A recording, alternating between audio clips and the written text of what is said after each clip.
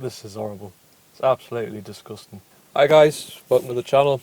I'm the Grey Gardener. If you're new here, I've got a playlist. After the video you can have a look. I want you to watch the video first. I've got a playlist entitled I Am New here, which gives a flavour of what the channel's about. It's got stuff I do in the allotment as well, which might not be why you're here. But I've got lots of self-employed gardening videos. I've also got a self-employed gardening playlist, so feel free to watch that. So as you can see by the title of the video, I actually walk off a job. It's the first time, and I'll do it again. Definitely do it again. And the reason I've decided to do this video is because I know everyone who's a gardener who's watching this will have encountered the same problem. I know for a fact. And I want to get your opinion on it. Would you have done the same? Probably, I think. But we'll see. And I want to hear your stories as well, because I know there'll be some bad ones. So I'll try and be as brief as I can with the story, and then we'll get down to it as to why I actually walked off the job. So the woman got us out for a quote. It was the front and back garden. The front garden was well maintained. It was just a grass cut. She'd been sorting that, no problem. The back garden, the brief was it needed a job doing on it to tidy it up rather. And then she wanted us back fortnightly just to, keep it going. But she wanted my opinions on different shrubs and flowers and things, just to spruce it up a bit, basically. Because it wasn't particularly the best, and it wasn't really a garden that lent itself to be the best either. There was a massive trampoline.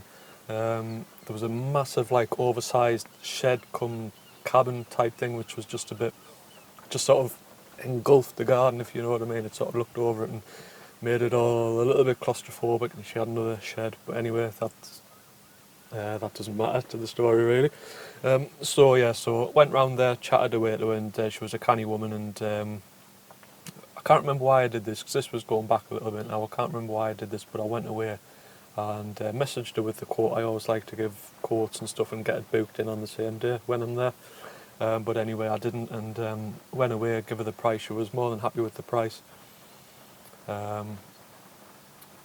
Kind of went back and forth a little bit, just some general sort of chat about the garden, but then before the actual agreement and yes, it's going to go ahead type of thing, there was nothing. So the actual date and stuff wasn't agreed. So a few days went by, and got to a week, and I thought, she must have got cold feet. I think I put a little text in actually, just to try and chase it up a little bit. Again, nothing. I thought, fair enough, because it happens, So I got to a month after the initial quote, and she said, really sorry, I've been ill. I'd love to go ahead with your quote. Can you give us a date? Right, fair enough. Now, 4 weeks would be my absolute maximum, depending on the garden as well. Now, the lawn, 2 little sort of strips of lawn almost. Me thinking being, obviously 4 weeks down the line, everything's grown, but I thought even if the grass needs a trim, it's so small, it wouldn't really eat into my time, maybe an extra 15-20 minutes. I was quite happy with that, so I thought, right, yeah, I'm happy to go back and just do it at the agreed price, and there'll be no hidden surprises, or so I thought. Right, so I went back, and here's my first mistake, because I did make some mistakes through probably lack of experience, and I did learn, and I was also a little bit soft as well.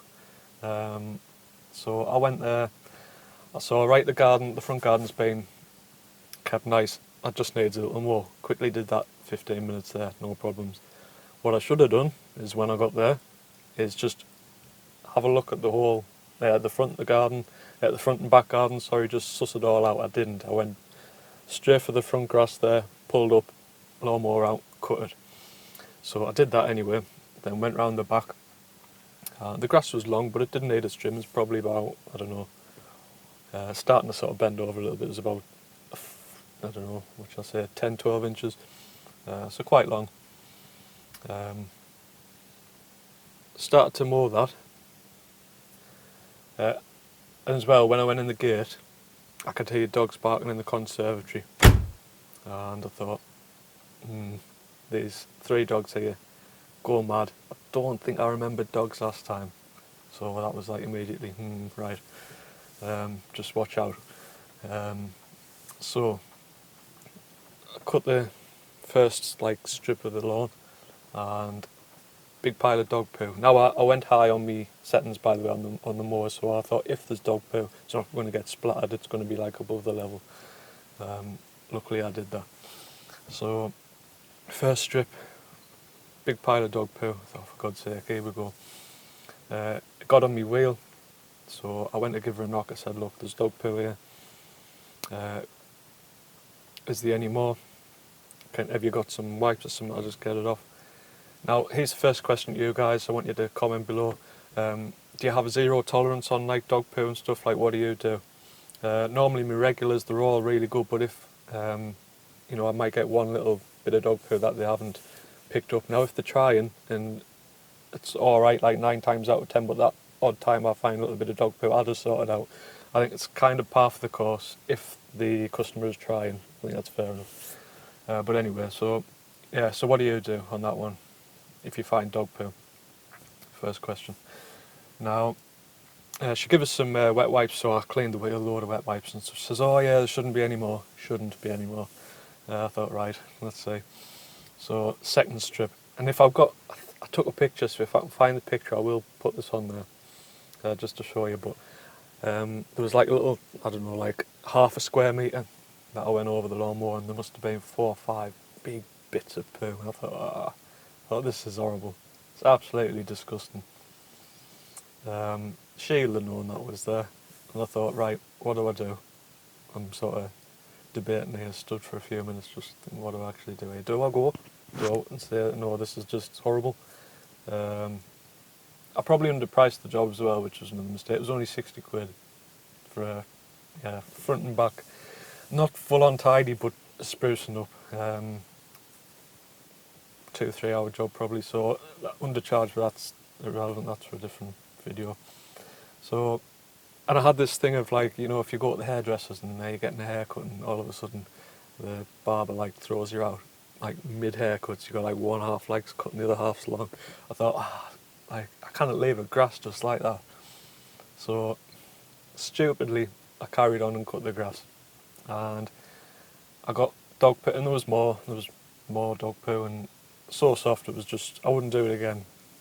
So I was poo on the wheels and stuff, and I wiped it off with the wet wipes and stuff like that. And I didn't give her a knock actually, because she wanted the borders doing and everything, and I just thought I'll have a little look, just to obviously make everything tidy and stuff. And as I sort of delved a bit deeper and had a look, there was fallen leaves and all the rest of it, just loads of piles of dog poo. And I thought, for God's sake, man, you knew that was here, and if you didn't, you should have had a little look before I came.